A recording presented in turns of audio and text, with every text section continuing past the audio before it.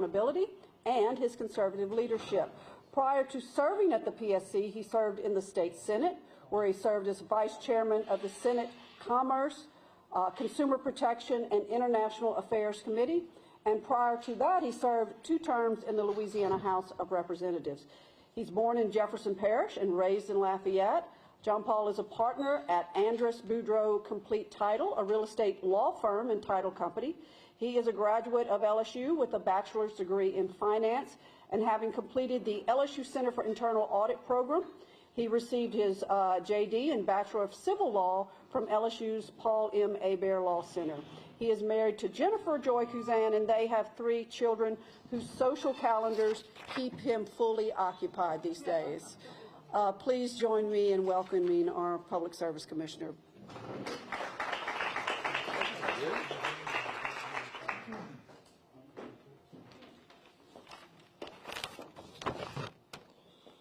Thank you, Delia, and thank you for that warm welcome. And she mentioned November of 2024, so I think the election was 1 year ago this week. And so that was basically the last year has been exceptional as a public servant with many challenges and incredible opportunities presented both to the state of Louisiana and to me personally. So serving in this position as District 2 Public Service Commissioner has been quite an honor. There was a steep learning curve from my predecessor, Dr. Craig Green, and as well as other commissioners, some of who have served on the Public Service Commission for 18 years. There's 2 commissioners who are going to be elected next year to replace 2 commissioners who have served 3 full terms. So we're looking at even more political change, but we're going to be looking forward for some stability for the state of Louisiana to ensure that we can continue to be a place that the United States and all the industries and all the people that are looking to move here based upon our utility system continue to see that same stability that we've had in place for many years. So I think the biggest question that we're facing right now that many of you have addressed in articles and in questions to your peers is Louisiana up to the challenge for its utility needs, and in particular, its electric needs? Having served for 1 year and having researched this issue on my own, I believe Louisiana is up to the challenge, and that's because of many factors. One of which is what I just mentioned. Number one, we are uniquely situated as public service commissioners who are elected and therefore have a little bit of more of a grace period than other commissioners across the United States who can be changed at will. Louisiana is one of 10 states who elect their public service commissioners. Secondly, and kind of more fundamentally, is that we don't just have statutory or executive authority. We derive our authority from the Louisiana Constitution. That was put in place over 100 years ago. And so we serve at the will of the people. And so any changes to our commission, to our terms, to our authority would have to come from a change in the Constitution. And those are tall hills to climb. But should the people do that, then obviously I'd be willing to listen to whatever the people want us how they want us to serve and what authority they want us to have. Those issues, the jurisdictional issues, are really significant right now.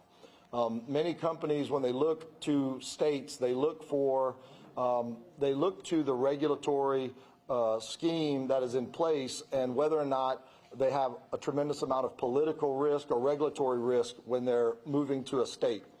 I can give you one example, and of course we'll talk about this more, but the Meta example. Meta is very pleased with the regulatory structure of Louisiana. They perceive us to have less political and regulatory risk than other states. Their counterparty risk relative to their utilities is minimized because they're dealing with Entergy in their situation. We have a regulated utility in the state of Louisiana, and that's always up for discussion versus an unregulated utility, which we talked about that a year ago. I think the last time I was here in front of you as a candidate, we talked about the differences between regulated and unregulated utilities.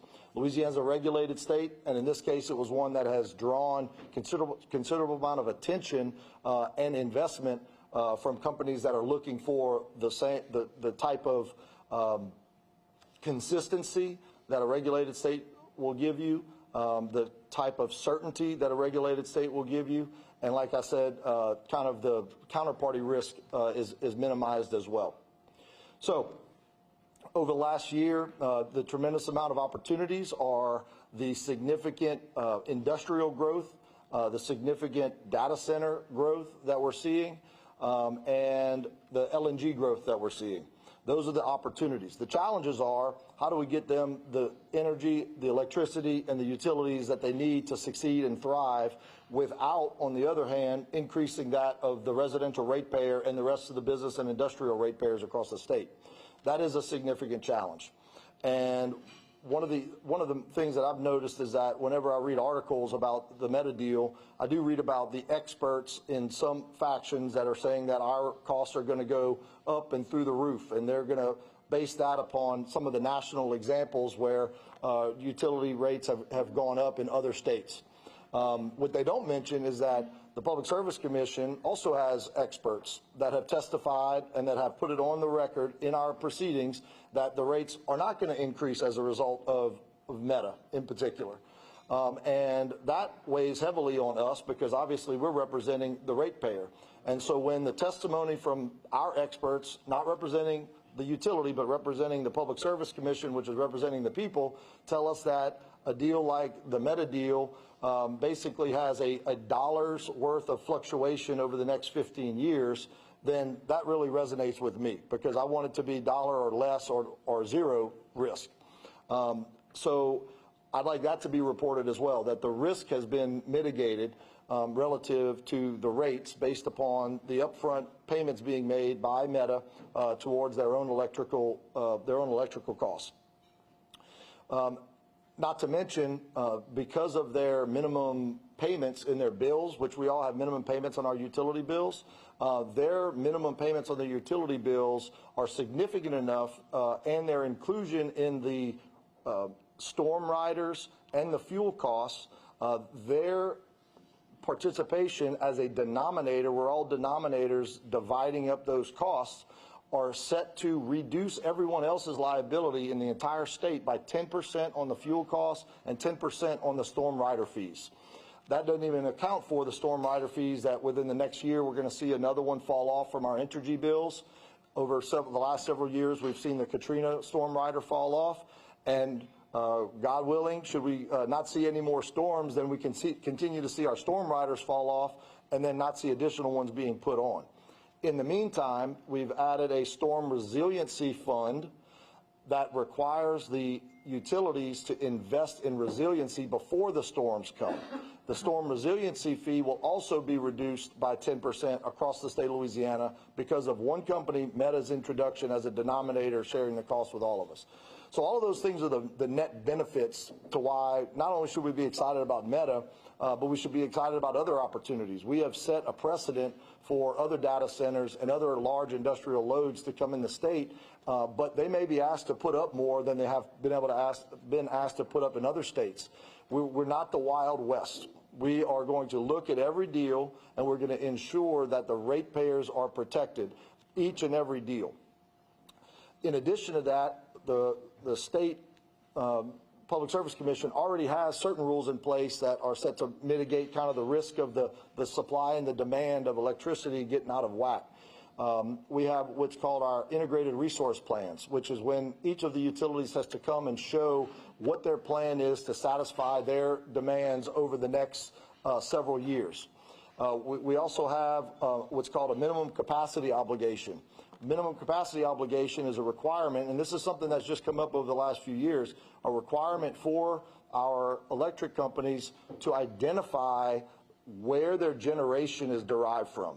Somewhere else in MISO, our grid, or is it going to be right here in Louisiana, we're going to know where they're deriving their generation from. They can't just say, I'm getting it from the market. So that tells us that we're always going to have enough generation and put our finger on where that generation is, as opposed to wondering where they're going to be able to satisfy or how they're going to be able to satisfy the supply side of their obligations. There is no specific geographic requirement in that order. Right now, there are certain utilities that say, yes, we're going to get it from a generator in Michigan next year. And we know that there's a generator in Michigan that's putting up enough electrons on the market, and that's where we're going to get ours from. We know that that's something that we can do because of our grid, but obviously we have grid capacity issues. That's a United States issue relative to our transmission across the United States. So we're considering limiting that order to requiring geographic identification and putting it in MISO South. But what would that do? If you're limiting where you can get your supply from, that actually would probably make our costs go up, rather than just saying, hey, you have to identify it, but you don't have to be in a certain geographic area. So that is a concern about a geographic limitation to where we're identifying our generation from. So those two things are kind of fundamental to the Public Service Commission, which shows that we do have a plan in place. We also know with those integrated resource planning submissions from the utilities that they're not just waking up today with all these new businesses moving in the state without a plan in place. We know that we invested $500 million this year. The Public Service Commission approved a $500 million transmission line along the west bank of the Mississippi to satisfy deals like the Hyundai deal. It's not just that we have the generation that we already know that can account for, it's that we can get it from one place to another. Entergy has told me that their nuclear fleet, which is Waterford on the one end and Rivers Bend on the other, their nuclear fleet serves to satisfy a great majority of their industrial load. The nuclear fleet is also being reinvested in by Entergy to increase their capacity by, I think the number is off the top of my head without my notes, another 40 megawatts, okay? Which is a tens of millions of dollar investment to increase the capacity of the existing nuclear fleet that we're looking at. In addition, Louisiana, because we have a large industrial load, we have companies that in some cases have the market cap, have the ability to invest possibly in their own behind-the-meter generation. Some of the LNG facilities are investing in their own behind-the-meter generation, which would mean that it doesn't impact us on the grid, our costs, our prices, but they would have to do it on their own behind the meter to benefit their own needs. In addition to that, the United States is looking at nuclear capabilities for small nuclear reactors that could serve individual loads. Again, that could be either behind the meter or it could be deployed by regulated utilities as well with additional investment. Those opportunities are coming to Louisiana as we speak.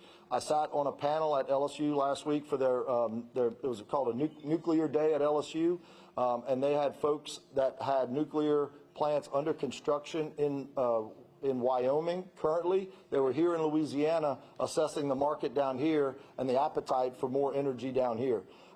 In addition to that, they had industrial representatives at LSU's Nuclear Day specifically citing that nuclear is on their horizon. But the number one issue that most companies are looking at, whether it's industrial or small business, is speed to market. Okay, so the problem with nuclear is that I believe that we do have an appetite for nuclear. I believe the Public Service Commission is in favor of expanding our nuclear assets in Louisiana, but the speed to market is an issue. Right now, the time frame is probably a decade before you get any nuclear projects that are actually producing electricity, whereas we do have the current assets that I just said are being expanded, and that's a much sooner timeline, 12 to 24 months. But the cost is another factor with nuclear, and as the companies that are attempting to really get proficient on the small nuclear reactors and the micro reactors. As they refine their processes, their costs are going to come down, and you'll probably see some mergers and acquisitions in all of those companies, and you'll end up with one or two who are the go-to companies for the United States to deploy nuclear assets in Louisiana and across the United States. So that is taking place right now in the market. The issue with nuclear, again, is with the cost. The costs are much more significant on the front end. The timeline is much more significant. But then the fuel costs at this time, right now, the fuel costs are less expensive over the long run. And you have to replace the fuel less time than, let's say, a combined cycle gas turbine. That fuel needs to be replaced very, very frequently. Same with our coal fleet. And so nuclear is a long-term solution that will be a part of the discussion. It's just going to take some time to get there. And in the meantime, we've got major load needs that Louisiana is trying to address. MISO is our grid operator. MISO, if you haven't read about it, do a search for it. I think it's one of the more interesting concepts across the United States is our regional transmission organizations. Congress right now is looking at how to manage the demand for large loads like data centers. So Congress has actually considered making this a Commerce Clause issue and bringing federal laws that would basically, in some cases, possibly usurp state regulatory bodies like the Public Service Commission. That's happening right now. So MISO is doing that, and then you have FERC, who is the federal regulator who regulates MISO and who regulates our utilities relative to the federal law side of things. FERC is changing its mission because of the replacement of FERC members by the Trump administration. As many of you know, the Big Beautiful Bill impacted the incentives for renewables. Over the last, let's call it decade, specifically under the Biden administration, there was a huge push for tax incentives for renewable generation across the United States. And so those projects, because of the tax incentives, skyrocketed. And the applications to get into the MISO line for new generation to get connected to our grid was a tremendous amount of applicants. So when the Big Beautiful Bill changed those incentives, basically you're looking at, all right, we've got all of these renewable projects in line, and renewable doesn't provide the exact amount of baseload generation that some of the other types of fuel can bring. The Trump administration says, let's change the concept. Let's try to take away the incentives from the renewables and refocus on the gas and, in some cases, the nuclear generation.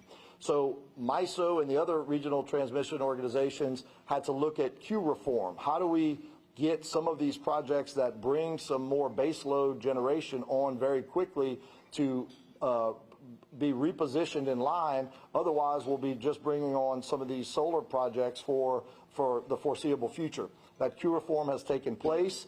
FERC approved the queue reform for MISO, and the ERAS process that has just been approved has actually a disproportionate amount of new projects approved for Louisiana. And anytime I talk to MISO, I say, quit talking to me about the region. I know you represent the region. I represent Louisiana. Use Louisiana in the statement. Their response last week, or a few weeks ago in New Orleans at our last meeting was, Louisiana has a disproportionate amount of projects that were approved in the new process. So that was good news for all of us because we do need generation. We want more businesses to move here because we want to increase our denominator on our electrical costs. Besides all of the tax factors, besides the population, besides retaining our kids best and brightest, we do want people to move here, and we want to be able to satisfy their electrical needs. So I've talked enough. I could talk some more about a couple of other bullet points that we talked about here, but I figured I'd just open it up for questions, and I'm going to let you be my first question since you were always at our legislative hearing, so you feel free to be the first one today.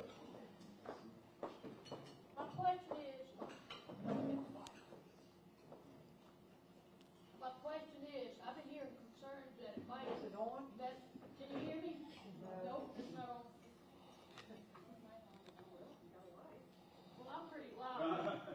tap on it. Yeah. I'll repeat the question whenever, I'll repeat it for y'all. Okay, I'm concerned about using too much water or hurting the water system and all. I'm getting a lot of complaints that the beta system in northeast Louisiana, Monroe, may be a threat to the water system. And the second part of my question is, why is everybody want electric and not going gas? We need to do gas because we're successful with the gas industry.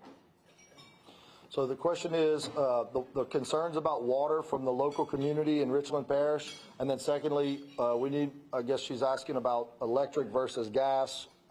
So as to the first question, all I can tell you is about what I've read, because that issue is actually not before the Public Service Commission, the water use.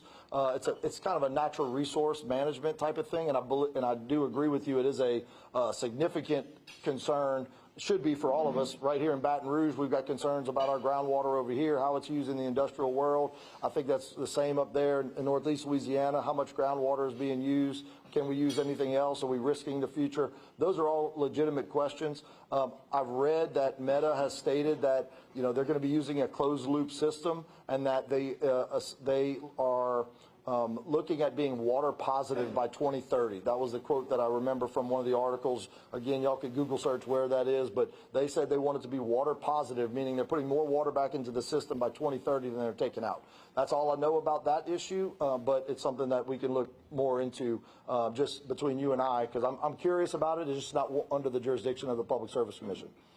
As to your second question, I think you're talking about appliances, kind of what we use, gas or electricity. And in the legislature a few years ago, we passed a bill that basically said that cities and municipalities or the state of Louisiana couldn't pass a law that prohibited gas appliances. I think Stuart Cathy from Northeast Louisiana carried that bill. We passed it. Places like New York City were trying to prohibit the use of gas appliances, which is kind of nonsense, especially considering our cost of energy, our cost of natural gas is some of the least expensive in the United States down here. So that wouldn't make much sense for us anyway. But as far as like industrial utilities, the utilities use natural gas to create electricity for the rest of us, and so I think that's a good. Yeah. Yeah, well, I believe that electricity is competitively priced because of our natural gas and our nuclear, which is keeping the costs low for electricity. Yes, ma'am. Yes, sir. When the catastrophe happened in Texas where kids froze in their beds, it turns out it wasn't the renewables, it was the natural gas wellheads that froze. Can the Public Service Commission, not regulating petroleum, but regulating utilities, demand in their contract that their suppliers have wellheads that are protected from freezing, and put that in the contract and make them follow through and follow up on it and make sure that they're available? Because it was natural gas that froze, not renewables that froze in the disaster that happened in Texas. Yeah, he's referred to, I think it was Winter Storm Uri, where the natural gas infrastructure froze over and created obviously a catastrophe. So when you start talking about that issue, I think the issue is overall grid hardening. We talk about it more on the electrical side, but it absolutely applies to the natural gas distribution and transmission system. How do we get the natural gas where it needs to go without the risk of the equipment failing? And the issue is that we do have our natural gas distribution companies that are in Louisiana are subject to the same rules that the electric is relative to. We got to make sure, like you said, can we regulate their contracts? I don't like to step into a contract, but as far as requiring them on a grid hardening type of issue, they are currently underway with significant amount of investments. And I'm talking about, it used to be CenterPoint. Now it was recently bought and owned by, give me the name, Baton Rouge. So Atmos Energy is one of the largest in the state, and then CenterPoint and Entergy's gas was recently acquired by Delta Utilities. All of those companies are putting significant money back into the system right now. I can't tell you that we're requiring it as far as us regulating them to do it. I just know that they're currently doing it because they want to make sure that they can expand, and they can't expand without upgrading their lines. So you're talking about the wellheads. That's something I'm going to look into for you. I don't know about the wellheads in particular, but that's a good question. But yeah, that issue in Winter Storm Uri was a learning lesson for all of us. Yes. Two questions. You talked about the generation plan. What are the top 5 identified industrial or other entities pulling the most power from our grid? That's question 1 for me, and then I have another question from another press club member who can be here. What are the top 5 entities pulling from our electrical grid? Okay. What are the top 5?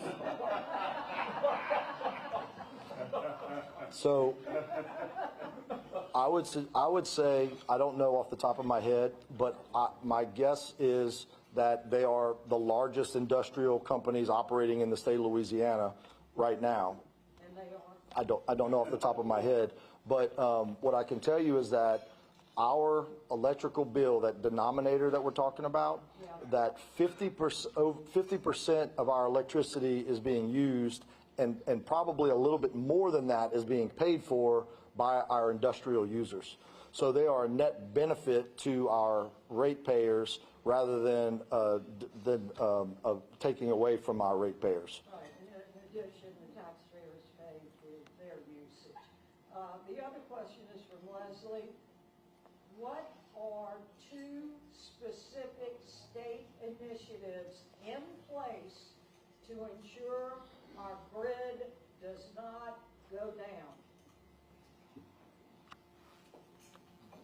Integrated resource plans and minimum capacity obligations, both of which we're going to look at to see if we can tighten up to ensure that the recent announcements are already accounted for. So if some of these announcements, in talking to the utilities, and they have their integrated resource plan to us, which is a 2-year plan, if it is outdated, then we're going to get it updated, which we're in the process. One of the utilities is due this year for their updated integrated resource plan, and that takes into consideration all of the announced plans for new load on our system. Can that be moved to 1 year instead of every 2 years?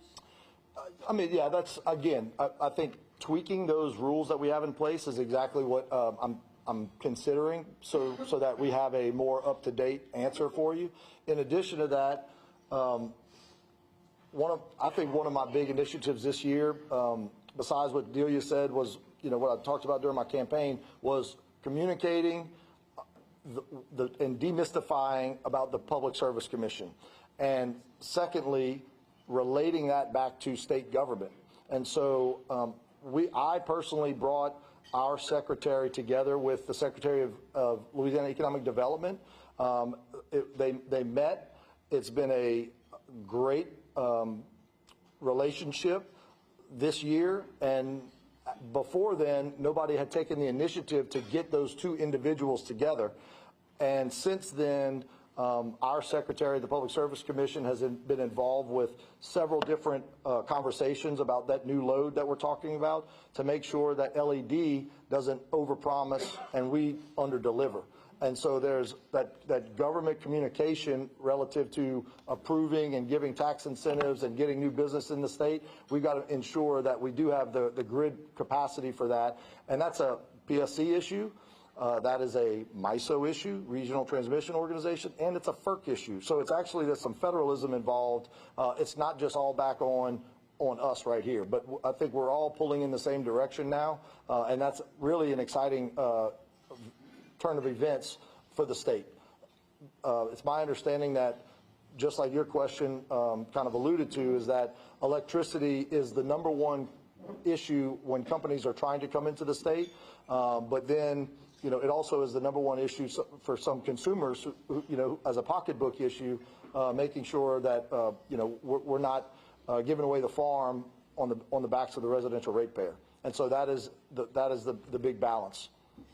Yes, sir. What is the plan to power the HUD 8 data center in West Virginia? I don't know specifically, and I'm not saying that because of a non-disclosure agreement or anything, but my understanding is that the capacity is already in place to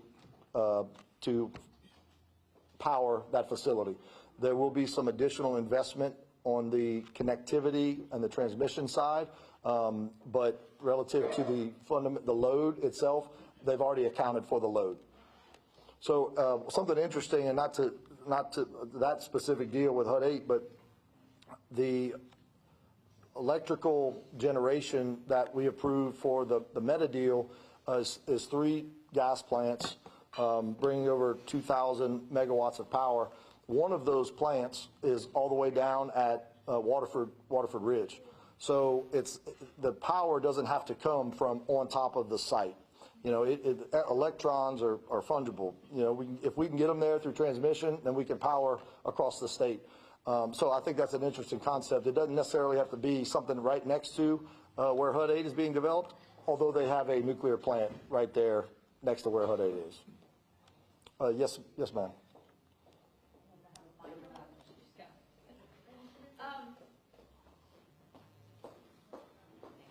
There's been a dramatic spike in truck accidents thanks to the traffic around the construction of Meta.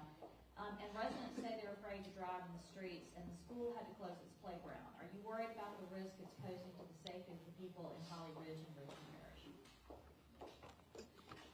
Absolutely. I mean, it's a huge concern, kind of like the water issue. I've followed those issues. It's not under the purview of the Public Service Commission, but as a former legislator, I guarantee you the people that are involved up there, the legislators, the local community, they're the ones that are really like ringing the bell, like we have an issue. I know that Meta is investing, I think, $200 million into local infrastructure improvements. That's one of the points that was made by them when they were testifying in front of us. That would include road infrastructure. In addition to that, DOTD across the state, and again, I'm not speaking to that particular issue, has been much more efficient than I've witnessed over the last 8 years recently to try to achieve goals for local communities and for investment in communities. Around Lafayette, we have significant DOTD movement for our first solar plant that was down in New Iberia. Major investment from the state, from all of us to get that project done. Same thing with our new the beaver that's coming to Lafayette, Bucky's. It's just a big beaver on the side of the road now.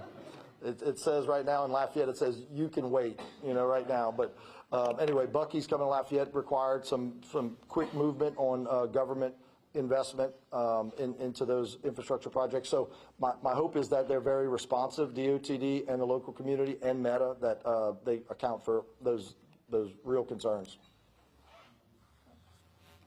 Sorry. Yeah, you got the mic back there.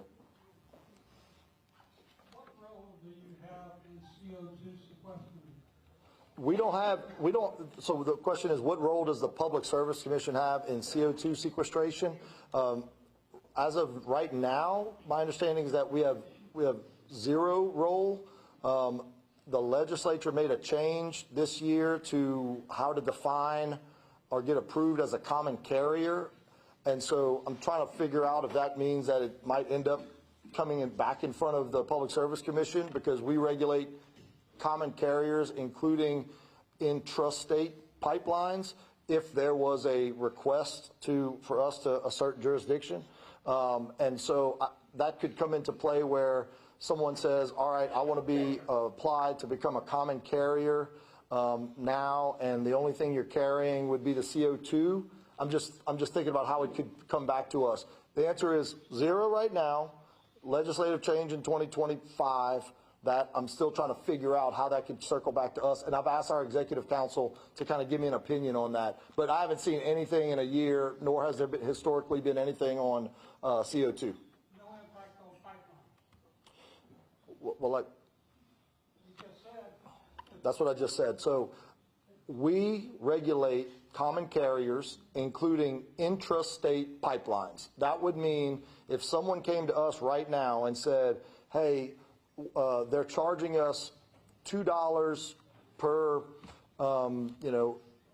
MMBTU to move this gas in an intrastate pipeline. We think they're overcharging us, then that could come before the Public Service Commission. There's been one issue like that on a natural gas well coming off from offshore, but it's dealing with natural gas, and there's a issue about how much you can charge, in this segment of pipeline. So could it come back before us now with CO2, with carbon capture? I'm asking our attorneys because they changed the legislature changed the definition of common carrier this year. So I think it's a good question. so the pipeline that puts CO2 running Lake Mark, does that come under you or not? Next question. No, it does not come under us. Thank you. There was a recent Advocate article that said that the estimated cost of the Meta plant has increased from $10 billion to approximately $27 billion. That revelation seemed to have blindsided even Susan who brought up the Louisiana economic development. Will everything still fall within the constraints with regard to power usage and water usage that was originally contemplated when it was presented to the PSC? Because it's supposed to be an expansion, so. I read that same quote. Did you write it? I don't know. No, I'm asking. Are you with the Advocate? No, sir, I'm with Sound Off Louisiana, but I got you. So I read the exact same thing, and I was very confused about the terminology used because it said the costs have exploded to $27 billion. If I would have written that article, I would say Meta is now investing $27 billion in the state of Louisiana. Can you believe it? So I was that was a very negative connotation article, and I guess it has to do with the implication that, that they didn't foresee or they didn't let us know in advance and that they're going to need more of this resource or that resource. But personally, I think it's a positive thing when a company says, I'm going to invest $27 billion in the state of Louisiana. And no, they have not come back to the Public Service Commission. And it's not Meta coming, it would be Entergy coming to us for any additional electrical needs based upon the buildings that they're building for the $27 billion. Thank you. Yeah. Two quick questions. It's been reported that Meta's got a 15-year commitment, and yet the infrastructure to provide for them is going to take 30 years to pay off. So are there any protections for existing ratepayers if that were to happen, number one? And number two, is there anything going on with broadband? Both good questions. The protections in place for the ratepayer after the 15 years are still significant, okay? The number one is the financial security that was put in place by Meta, including a personal company guarantee that otherwise probably we wouldn't be where we're talking right now. When the Public Service Commission looks at a deal like this, and then in turn, when a utility looks at a deal like this, the utility doesn't want to spend $3 billion for a company that goes away after a year or two, and then we're stuck with a stranded asset. So the question that we have here is there a risk that you have a stranded asset after 15 years? The purpose of the extended settlement negotiations, which ended up actually finalizing earlier than expected, but really the whole purpose of that was to figure out those financial protections. So we had a personal guarantee by Meta's parent company, which actually is bigger than the federal government. I mean, their balance sheet is bigger than the federal government. Okay, so we talk about government security, we've got them as a secured party, or we're the secured party in that case. There's also the minimum bills that I talked about early on. That minimum bill is something different than anyone in the state is paying right now. So it's a higher minimum bill before they even start using the electricity. So that's going to take place like almost immediately. So they're going to be paying into this system, and those reductions that we're talking about, the 10% reductions for fuel costs, for the other two items that they're reducing by 10% that I mentioned earlier. All of that starts earlier than they even use when they're using their electricity. Secondly, they're putting up cash money to pay for the 50% of the cost of the new generation is going to be paid for by Meta. So after 15 years, which this is going to be a 10-year construction project, so 15 years is going to be like the blink of an eye. So it would be I think very limited risk that they're going to leave after 15 years. But if they do, we have a 50% paid for new generation that by that time we're going to have all of these new industrial projects with plants that are also being decommissioned. So we have a plan in place that even if they go away after 15 years, we still will need that generation. So all in all, with the financial security, with the growth of demand from industrial, residential, and maybe even more data centers, we think even if they go away, which is a very small chance, that we still will not be impacting the ratepayer as a stranded asset. Broadband. We had Gumbo 1. That was federal money coming down. Louisiana legislature approved the appropriation through what was called Gumbo 1. Then we had the Gumbo 2 grants that was approved in the spring of 2022. The Trump administration has kind of, I think, relooked at it again, reprioritized where they wanted money sent. And so now we're looking at another round of, I'm not sure what the name is going to be, but the Gumbo iteration number 3 is coming to Louisiana. There is a question about, the funding and whether or not it's going to be held up for Louisiana, even though it's already been appropriated to Louisiana. And I'd have to call my colleague, Representative Desatel, to get that final answer for you. But that's the last place we left it, was that we've got money. It's kind of in abeyance right now for Gumbo 3 to figure out what the federal government is doing. That's just me reading advocate articles. So, yes, sir. Oh, well, yeah, because he hadn't asked one. You had 2 bites of the apple. I'll give you one after, too. No, him first. Last question. I'll catch you again. Nuclear power. The last nuclear power plant that was started up in this country was recently started up over in Georgia. The cost increased significantly. I think 3 times of what they estimated the cost was going to be.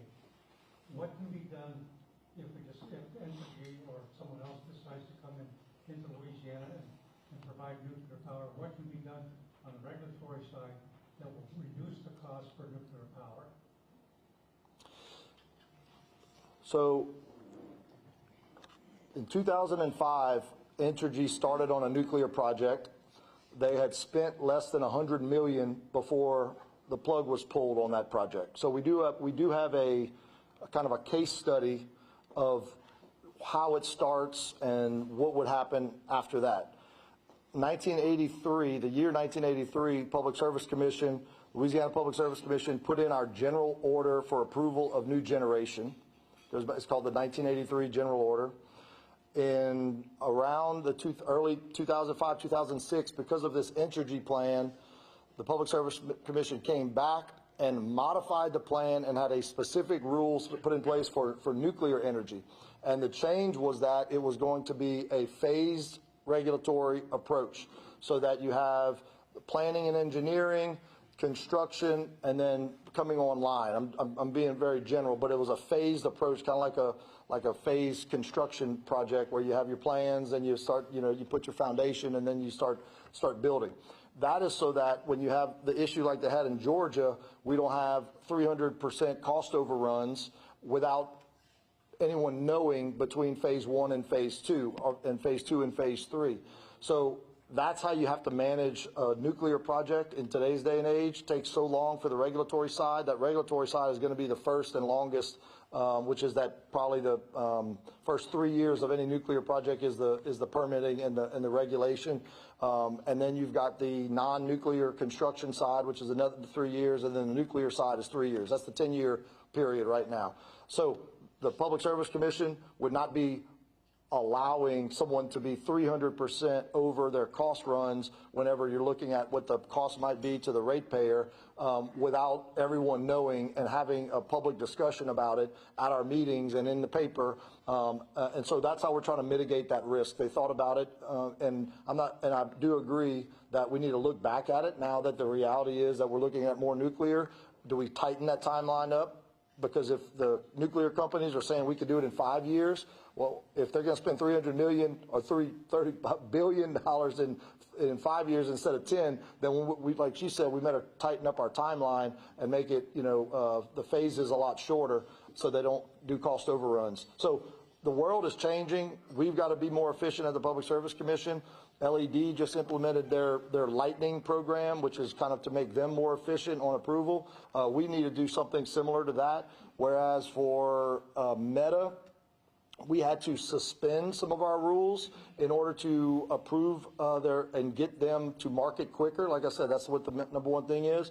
They need to get to market quicker. That's all what businesses want right now.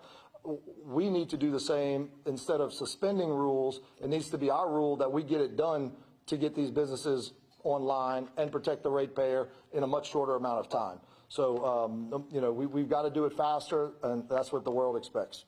Yes, I asked him. Well, you're over time. I'm over time. Yeah. You want to do it publicly or you want to do it privately? Let's do that. Thank you. Let's give him a hand. Wow, that was a lot of information in a short amount of time. Thank you for coming today. Real quick, our speaker for next week is Agriculture Commissioner Mike Strain. So please join us next Monday. Thank you. Have a great week.